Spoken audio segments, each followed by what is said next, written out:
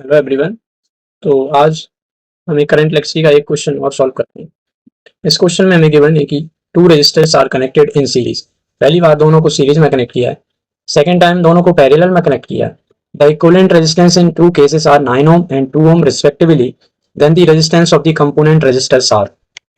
मतलब कहने वाली बात सिंपल ये है कि हमारे पास दो रजिस्टर्स हैं ना। तो करो, पहला एक रजिस्टर है, उसका रेजिस्टेंस R1 ले लेते हैं, और दूसरा वाला जो रजिस्टर है उसका रेजिस्टेंस हम R2 मान लेते हैं। तो पहला वाला जो केस दिया है वो दिया है हमने इन दोनों को सीरीज में कनेक्ट किया है। तो सीरीज में कनेक्ट करना है means end to end connected करना है दोनों को। ठीक है, जैसे पहला रजिस्टर अगर ऐसे आ जाएगा तो दूसरा रजिस्टर को हमें यहीं से स्टार्ट करना है आगे, ये R2, ये अपना R1 और ये R2। तो अगर दो रजिस्टर सीरीज में तो दोनों में करंट सेम जाएगा और इनका जो R इक्विवेलेंट आ जाएगा तो सिंपली हो जाएगा R1 प्लस R2। क्वेश्चन में हमें गिवन है कि जो जब वो सीरीज में कनेक्टेड है तो उनका जो R इक्विवेलेंट आ रहा है वो 9 ओम आ रहा है, यानी ये वाली जो वैल्यू है R1 प्लस R2 ये 9 आना चाहिए। ठीक है, यहाँ से हमें एक रिलेशन मिल गया R1 और R2 में, इसको मैंने कह दिया इक्वेशन नंबर 1। ठीक है, नेक्स्ट नेक्स्ट इक्वेशन हम यहाँ से बनाएंगे। दूसरा डाटा हमें गिवन है, ये दोनों पैरेलल में कनेक्टेड है। अगर ये दोनों पैरेलल में कनेक्टेड है उनका जो इक्विवेलेंट रेजिस्टेंस अब की बार जो आएगा वो चेंज हो जाएगा। ठीक है, अब ये कुछ इस तरीके से कनेक्टेड है, मान के चलो एक रेजिस्टेंस तो ये आया, दूसरा रेजिस्टेंस है वो इसके पैरेलल में कनेक्टेड है इस तरीके से। ठीक है, इसका जो आर इक्विवेलेंट है इन दोनों एंड पॉइंट के अबाउट वो अलग आएगा, ये R1 और ये R2। इनका आर इक्विवेलेंट अगर हम निकालें इन दोनों एंड पॉइंट्स के अबाउट, अब जो आर इक्विवेलेंट आएगा अपना वो आ जाएगा R1 into R2 upon R1 plus R2। और क्वेश्चन में इसकी वैल्यू हमें दिए, ये आना चाहिए 2 ओम, इसको मैं 2 के इक्वल कर दे रहा हूँ। ठीक है, अब यहाँ से क्या करेंगे हम नेक्स्ट, देखो R1 प्लस R2 यहाँ पर भी है अपने पास, R1 प्लस R2 यहाँ पर भी है, तो हम चाहें तो R1 प्लस R2 की वैल्यू को यहाँ पर सब्स्टिट्यूट कर देते हैं। ठीक है, तो यहाँ से हमें रिलेशन मिल जाएगा, और ये R1 into R2 upon R1 plus R2 आया वहीं से, पैरेलल कॉम्बिनेशन का फॉर्मूला होता है ना अपना, 1 upon R equivalent equal to 1 by R1 plus 1 by R2 ना, इसी को सिंप्लीफाई करके ये बन जाता है। तो R1 प्लस R2 की वैल्यू 9 है, उसको हम यहाँ पे सब्स्टिट्यूट करते हैं, यहाँ से हमें मिलेगा R1 into R2 upon R1 plus R2 की जगह पर हम 9 रख देंगे इक्वल टू आ रहा है 2। यहाँ से अगर हम क्रॉस मल्टीप्लाई कराएं तो यहाँ से हमें मिलेगा R1 into R2 equal to 18 आ जाएगा, 9 इंटू 2 इज 18 आ जाएगा, 18 ओम। ठीक है, ये भी ओम में ही था, ये अपना सेकेंड इक्वेशन हो गया। ठीक है, तो दो रिलेशन यहाँ पर मिल चुके हैं R1 और R2। पहला रिलेशन तो अपना यही है कि दोनों को ऐड करने पर आना चाहिए 9, और दूसरा रिलेशन ये है कि दोनों को अगर हम मल्टीप्लाई कराएं तो 18 आना चाहिए। देखो यहीं से हिंट मिलती है, बाकी ऑप्शंस में तो MCQ है हालांकि, तो आप डायरेक्ट भी देख सकते हो। ऐसे ऑप्शंस देखो इनमें ऐड करने पर 9 आ रहा हो, 7 और 2 9, 6 और 3 9, 3 एंड 9 इज 12, ये गलत हो जाएगा अपना, और 5 इंटू 4 इज 20, ये भी गलत है, यानी इन दोनों में से कोई है। दूसरी कंडीशन ये दोनों का प्रोडक्ट 18 होना चाहिए, तो 7 इंटू 2 तो 14 होगा, ये भी रॉन्ग, और 6 इंटू 3 इज 18, तो ये वाला ऑप्शन करेक्ट हो जाएगा। ठीक है, इस तरीके से देख सकते हैं।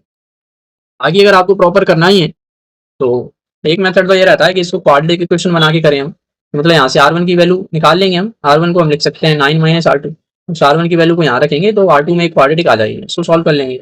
या फिर एक एक तरीका और है इसको करने का, हमें देखो R1 प्लस R2 की वैल्यू पता है, अगर R1 माइनस R2 पता चल जाए तो आराम से काम हो जाएगा फिर अपना ना। तो यहाँ पर हम क्या करते हैं, एक होल स्क्वायर वाला जो मेथड होता है ना, ए प्लस बी का होल स्क्वायर और ए माइनस बी का होल स्क्वायर, वहां से थोड़ा सा करते हैं इसको ना। देखो हमें क्या क्या वैल्यू पता है, ए प्लस बी की वैल्यू पता है और ए इंटू बी की वैल्यू पता है, तो यहाँ से हम लिखेंगे R1 प्लस R2 का होल स्क्वायर।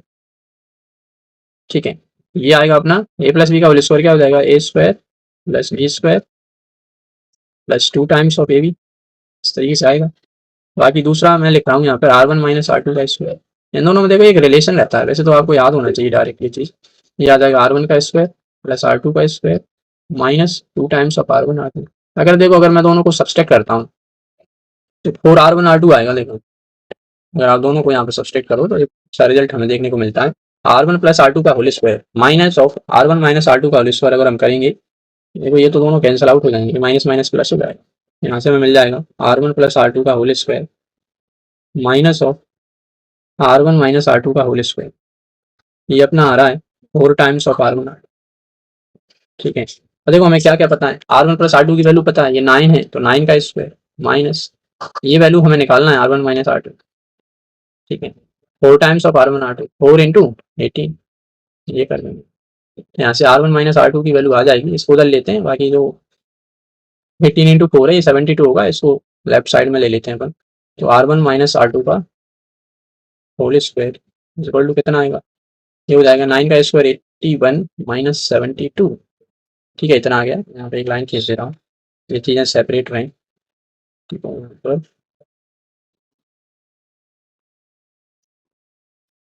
इस तरीके से हो जाएगा ये। तो यहाँ पर नेक्स्ट हमारे पास आ जाएगा ये, इसको बंद कर देते हैं यहाँ से।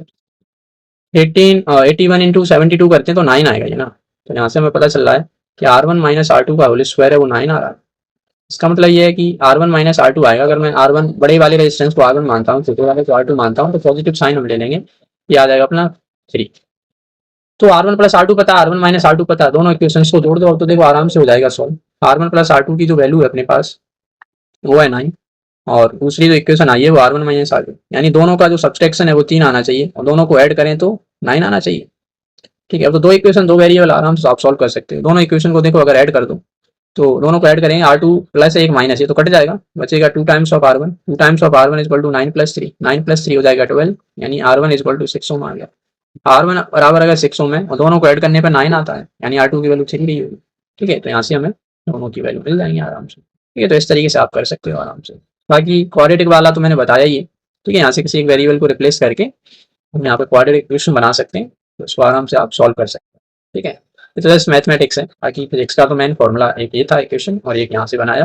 बाकी उसके बाद तो मैथमेटिक्स से आप जैसे करना चाहो वैसे कर सकते हो आज। Okay, thank you.